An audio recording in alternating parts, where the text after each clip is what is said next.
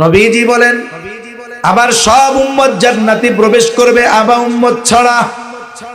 জিজ্ঞাসা করা হলো, ইয়া রাসূলুল্লাহ, আবা উম্মত কারা?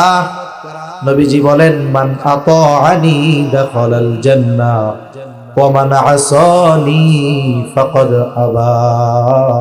বলে যে আমার আনুগত্য করবে জান্নাতে প্রবেশ করবে, আর যে আমার আনুগত্য করলো না আবা উম্মত, সে জান্নাতে প্রবেশ করতে পারবে না। তাহলে নবীর সুন্নাতকে মুহাব্বত এবং সুন্নাত অনুসরণ, এই দুই জিনিস যদি আমার আপনার মধ্যে থাকে, বলে জান্নাতে যাওয়া যাবে, নবীর সাথে থাকা যাবে। কত বড় অফার আমাদের জন্য রয়েছে। কিন্তু আফসোস, আমরা নবীর সুন্নাতকে অনেক ক্ষেত্রে মুহাব্বত করি না, অনুসরণ তো বহুদূর। বরং নবীর সুন্নাত মেনে চলা অনেক সময় আমরা আমাদের জন্য লজ্জার কারণ মনে করি।